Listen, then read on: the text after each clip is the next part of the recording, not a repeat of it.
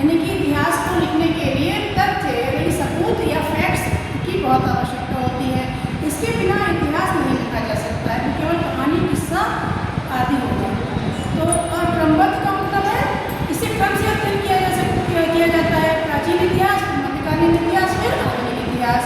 तो तथ्यों पर आधारित क्रमबद्ध ज्ञान को इतिहास कहते हैं। इतिहास अन्य विषयों के समान ही महत्वपूर्ण है।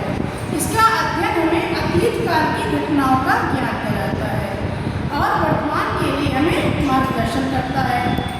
ये भविष्य के लिए एक अमूल्य धाती और विरासत है। मानव जीवन के लिए अत्यंत उपयोगी होने के कारण इतिहास एक बहुत महत्वपूर्ण विषय है। इसके कुछ निश्चित उद्देश्य हैं। इतिहास के अध्ययन के कुछ निश्चित उद्देश्य और प्रयोजन हैं, परंतु ज्ञान के अभाव में या फिर इसका जो गलत इस्तेमाल है, इसकी जानकारी का गलत इस्तेमाल है, वो इतिहास को अनुपयोगी या दुरुपयोगी भी बना देता है। अब इतिहासकार अर्नेस्ट रेनन की परिभाषा को हम देखेंगे।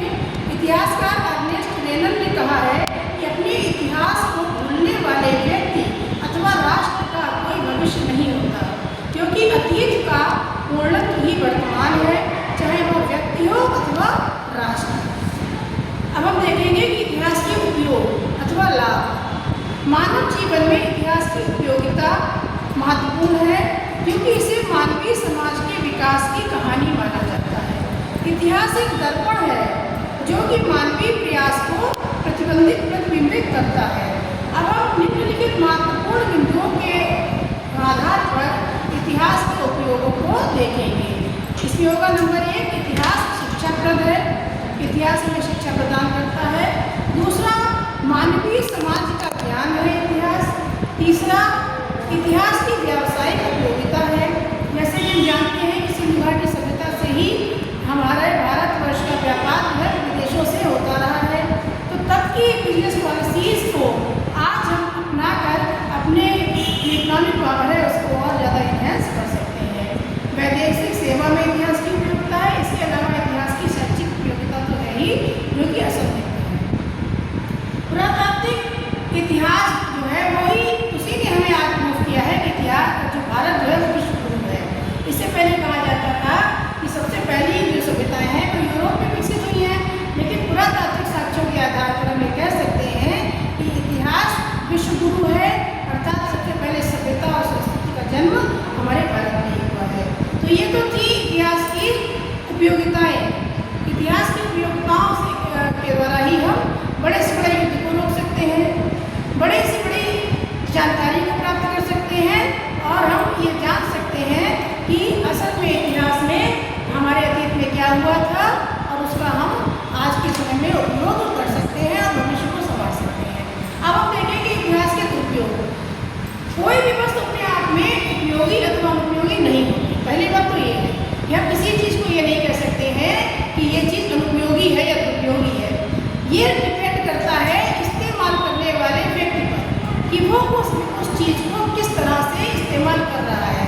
जैसे बिजली है, बिजली का प्लग है, यही अगर सही से इस्तेमाल करेंगे तो इससे हमें रोशनी मिलेगी, इससे हमें हवा मिलेगी, इससे हमारे आजकल जितने भी इंटरनेट है सब बिजली पर ही आधारित है, ठीक है।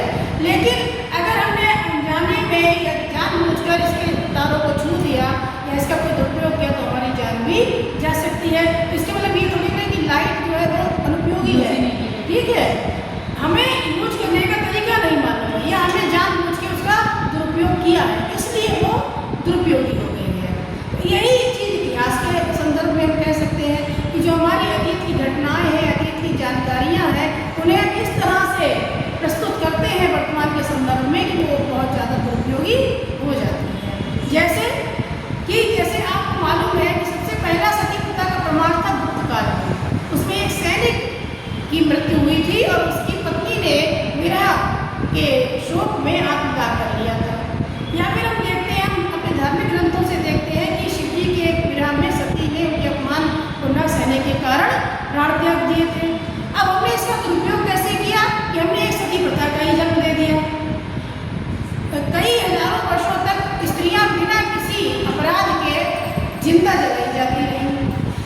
इसके अतिरिक्त बाल शिशु हत्या जो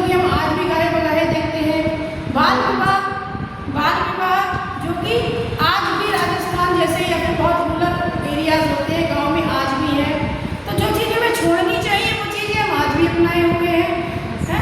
कोई ऐसी घटना जो इंसिडेंटली कुछ हो गया है उसको हम मुद्दा बना के और हम अपना वर्तमान और भविष्य खराब कर दे रहे हैं। तो ये है आपके इतिहास के दुरुपयोग। जैसे कि प्रथम विश्व युद्ध की इतनी विभीषिका थी कि समझाया गया था, कई संस्थाएं बनाई गई थी आइंदा कोई विश्व युद्ध ना हो, लेकिन द्वितीय विश्व युद्ध फिर भी किया गया, है ना।